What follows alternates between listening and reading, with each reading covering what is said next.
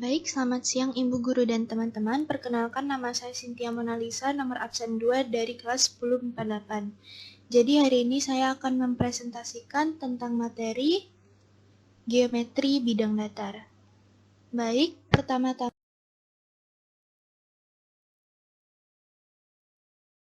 peta konsepnya. Materi yang pertama adalah unsur-unsur geometri bidang datar, yaitu yang berisi 1 titik, yang kedua garis, yang ketiga bidang, dan yang keempat aksioma garis dan bidang. Sedangkan materi yang kedua adalah kedudukan titik terhadap garis dan bidang. Kita langsung saja ke materi yang pertama, yaitu unsur-unsur geometri bidang datar. Yang pertama ada titik, seperti yang telah dijelaskan pada PowerPoint-nya. Titik adalah unsur geometri paling sederhana. Selanjutnya ada ciri-ciri titik, yaitu yang pertama tidak mempunyai ukuran, yang kedua tidak mempunyai panjang, lebar, dan tebal, yang ketiga mempunyai posisi, dan yang terakhir biasa ditulis berupa noktah dan dibuat nama dengan huruf kapital seperti yang ada di contoh, seperti titik A, titik B, titik C, dan seterusnya. Selanjutnya ada garis. Pengertian dari garis adalah sekumpulan titik yang dihubungkan dan panjangnya tak terhingga, jadi garis itu bisa diperpanjang. Berikutnya ada contoh-contoh garis, yaitu yang pertama ada garis, ciri-cirinya tidak memiliki pangkal dan ujung, serta panjangnya itu terbatas. Yang kedua ada sinar garis, ciri-cirinya memiliki pangkal dan tidak memiliki ujung, dan panjangnya itu terbatas. Selanjutnya yang ketiga ada ruas garis, yaitu memiliki pangkal dan ujung, lalu panjangnya terbatas. Yang ketiga ada bidang. Pengertian dari bidang yaitu merupakan permukaan datar yang mempunyai bentuk 2 dimensi sehingga dapat diukur panjang dan lebarnya. Lalu bidang merupakan perluasan dari garis-garis yang terhubung menjadi suatu permukaan datar. Nah, berikut adalah jenis-jenis atau contoh-contoh bidang.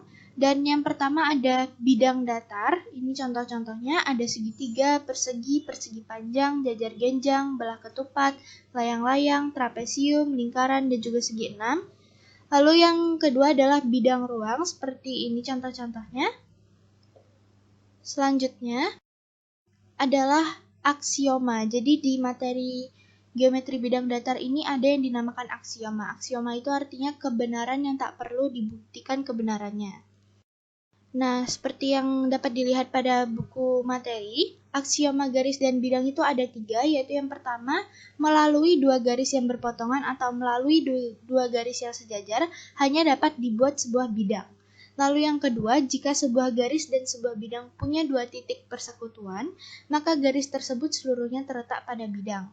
Lalu yang ketiga, melalui sebuah garis dan sebuah titik yang terletak di luar garis itu hanya dapat dibuat sebuah bidang.